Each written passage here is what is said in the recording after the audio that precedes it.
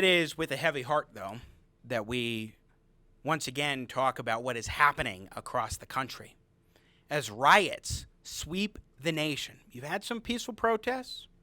We've had some not so peaceful protests that anybody who calls them a protest, anybody who tries to make some sort of excuse for them is just not being honest.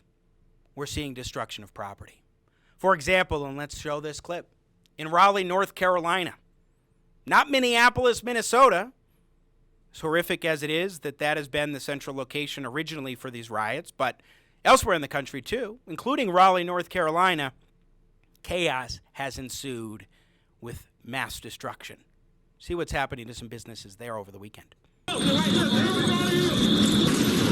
Peaceful protests turned violent as looters smashed through windows and doors of downtown Raleigh stores. Dozens of people broke into businesses, stealing clothing, merchandise, and even setting fires on Salisbury Street. Some shop owners stayed and pleaded with looters to stop.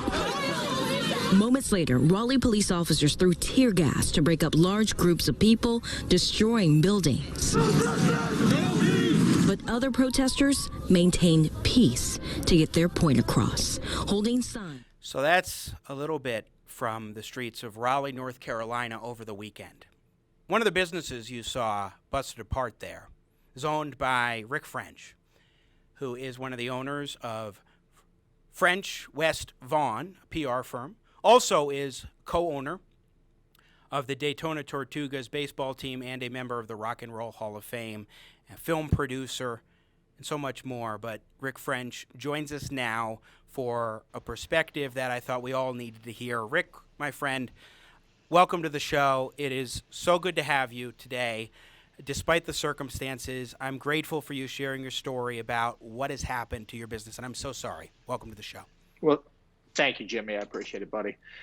It's always good to be on with you. It's a little tough. Can you hear me okay? I want to make sure that I can hear you perfectly fine. Thank you. Okay, good.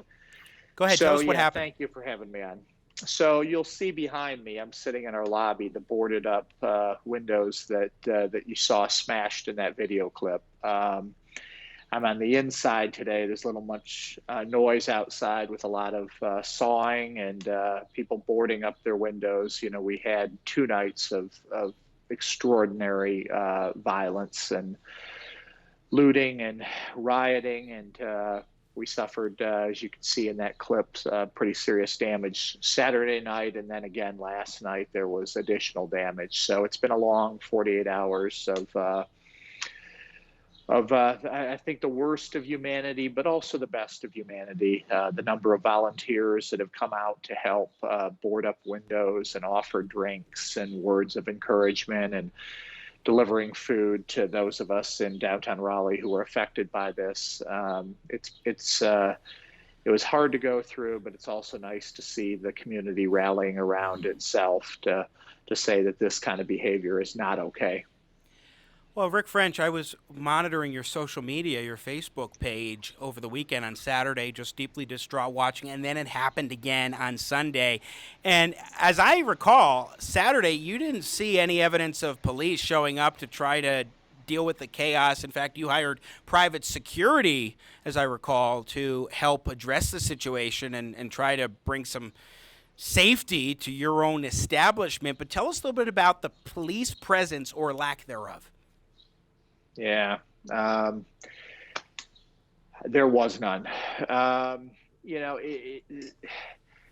This is hard because, I've been a member of the downtown community for 23 years and have invested a lot of time and energy and money in renovating a historic building to become our headquarters. And I think that the police orders were to stand down and not engage the rioters, and so therefore they were allowed to go unchecked with sledgehammers and bats, and that literally every single glass window in downtown Raleigh, bar none, is broken.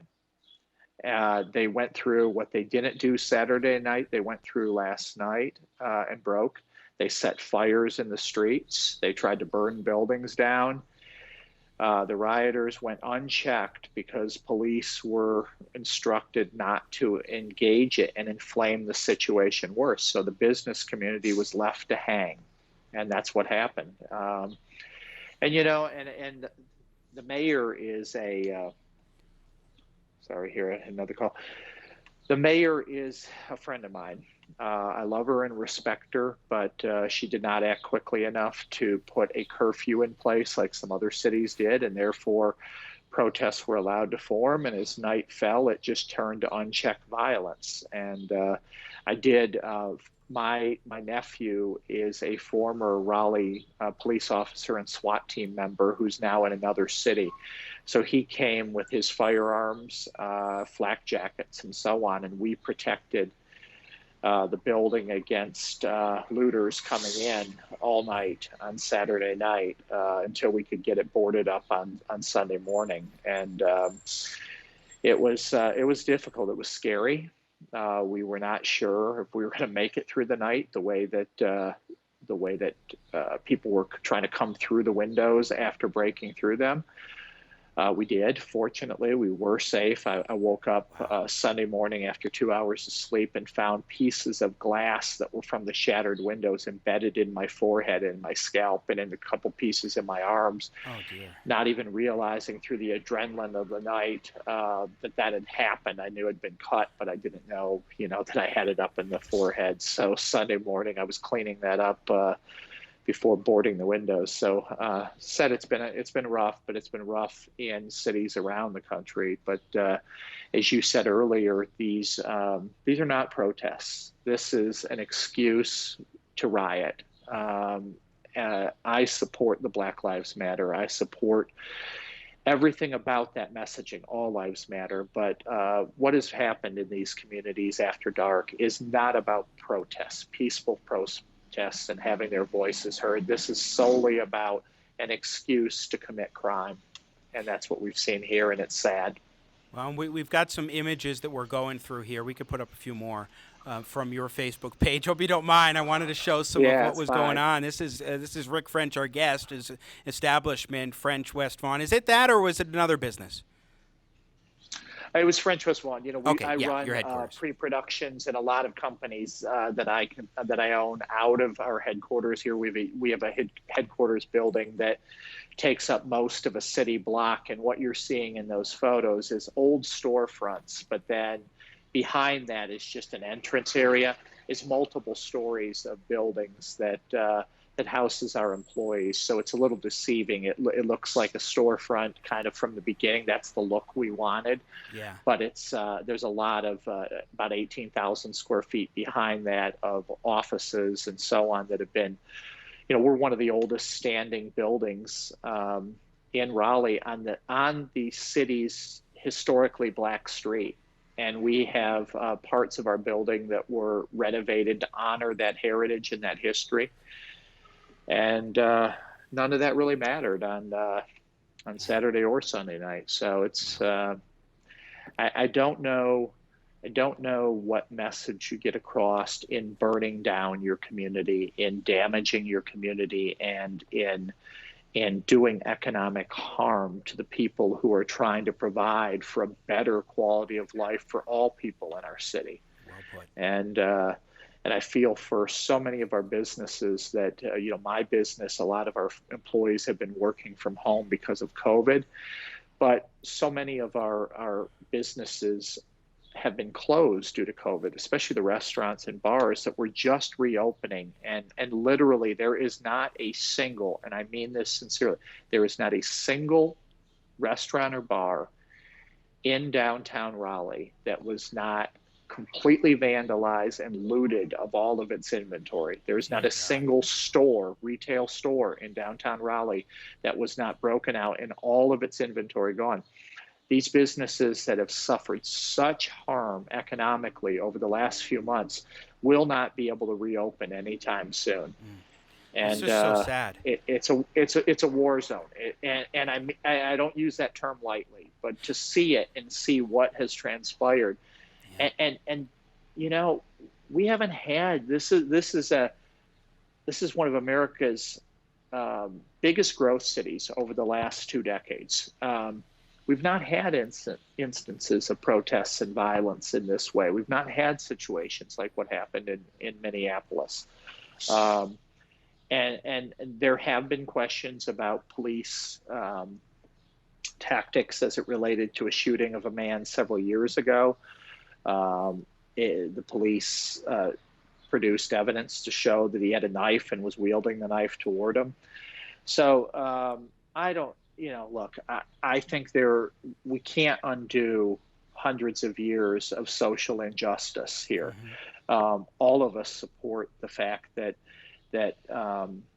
the Black community needs a better voice and that they need to be heard in their concerns. And we as a business support that, but we don't support vigilantism and taking it out on companies and individuals that don't have anything to do, in my opinion, with that suppression of their rights. Quite the contrary. Well, I think that's so well put, Rick French, and you're very generous with your time. I have one more question, but I do want to make a comment that you're absolutely right. There's no excuse for this whatsoever. This is vandalism to the extreme. This was violence. I mean, we've seen people, innocent business owners beaten. We'll show some video coming up. We're seeing the looting. Businesses devastated, livelihoods lost, meaning lives are just being ruined because of this. And I just want to go back to the point that you raised a moment ago about the police presence just being absent until, I guess, maybe it was middle of the night last night. I think the news report said 3:30 on Sunday night into Monday that you finally started to see the police show up. There's the argument that police were needing to be looking at their personal safety and that it was just too intense to go down there. What do you make of that argument, especially as you had your own people coming in to provide some security as other business owners were trying to do, if not defend themselves? We had the benefit of having a police radio from my nephew, so he could listen in, and we were hearing AK 15 machine gun AR-15, fire AR-15, from AR-15. Not a machine gun, but you get your point, yeah. Yeah, going off. There were gunshots going off everywhere. The police they weren't engaging. They were told to stand down and not engage with the rioters. And therefore, the rioters could see that the police, the few that you could see on the streets, were not going to do anything about it, and it emboldened them. And so as they went business to business, they were taunting police nearby to do something, and they would do nothing. So what they did is let them go through and essentially destroy the city with no intervention whatsoever. And I know some of my neighbors here, they were trying to protect their buildings. They had guns. I've never owned a firearm in my life. When my nephew brought his rifle and a pistol here and showed me how to use it, honest to God, it was the first time I think I've ever had one in my hand for anything other than doing a little target shooting as part of a corporate outing on something. So it was a little uncomfortable with it, but the only way we were going to be able to stand our ground and keep the looters from coming through these double pane windows. What you saw there, a number of them were broken on the outside, but they didn't get through the second level. The one that shattered into my face and so on, they did get through completely, and looters were trying to come through. And so we stayed there all night with our firearms to keep them from coming through. If you come in, we will protect ourselves, and that kept them from coming through. But if we didn't have those, and if I didn't have a nephew who was willing to come down at 1 o'clock in the morning, they would have come through and probably taken out the entire business. And I had, as I said, I had 2 hours of sleep, got back up, and then started to try to close up the building. And I don't know if you can hear we've got our doors open. It would be so dark in our building with everything boarded up. But outside the doors here, you're just hearing nonstop construction with people trying to board up the rest of it, because we don't know if any more of this is coming or not. The mayor did finally, belatedly, issue a citywide curfew for 8 p.m. tonight that would then allow the police to engage and arrest people. But I truly just don't understand the logic of how they handled it last night, and even Saturday night, and even last night. They just played a game of cat and mouse with the rioters as they moved down streets. The police would move down streets with them, but the police wouldn't engage them. And so they still let them go through. Whatever they didn't finish Saturday night in the destruction of downtown Raleigh, they finished the job Sunday. Wow. And there isn't going to be a business, a restaurant, a bar that will be able to open here, I don't think, anytime in the near future. And any businesses that were operating on a ground level is essentially out of business for the time being. And so sorry. I would have expected better support from our city leadership. And again, it's hard to say that personally because I know. Yeah. Rick French is our guest live in Raleigh, North Carolina. Rick, you're cutting in and out just a little bit. I apologize. There was just a diff leadership level with our governor. Rick, you just cut out there for a moment, so we lost about the last 20.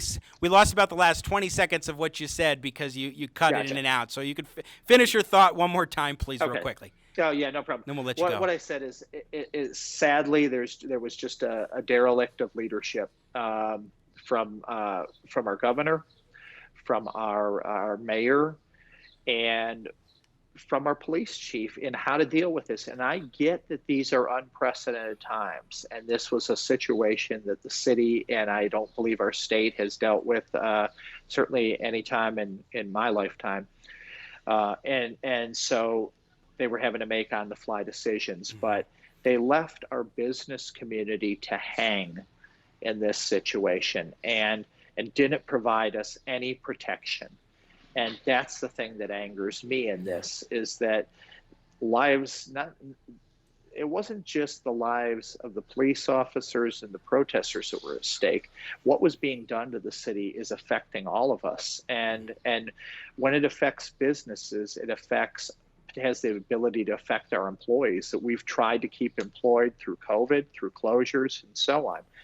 And it really makes me sad, but it also makes me angry that I do expect more when somebody runs for office. They have to have the backbone to stand up and make pressure decisions. Right. And I just didn't see that out of our city's leadership here, and we're all paying for it today. Rick French, you've been generous with your time. I kept you twice as long as we had talked about, but I so appreciate your, in spite of everything, you're so articulate at explaining what happened and your own perspective on it, and I so appreciate it. I hope and pray that things calm down tonight, that the police are able to get things under control with the curfew. I know in Denver, where we're broadcasting from, Denver on Saturday night and on Sunday night both had 8 p.m. curfews, and while things got more tense last night than Saturday, it did definitely help, I would have to say. So I hope that works in Raleigh as well. My thoughts are with you and your community, and I just so appreciate what you went through is unspeakable, and countless Americans across the country are going through the same thing as leaders around the nation fail to step up at this time of need along the lines of what you were saying is happening in Raleigh and North Carolina. So thank you and best wishes to you. Best of luck. God bless you, my friend. Thank you. Stay safe. Rick French again joining us, one of the owners of French West Vaughan. Thanks for watching this clip of Jimmy at the Crossroads. Don't miss more engaging, intelligent talk. Subscribe today to the Jimmy at the Crossroads YouTube channel. You do not want to miss our live show. Thanks for your support. I got Jimmy at the crossroads, making sense out of no sense.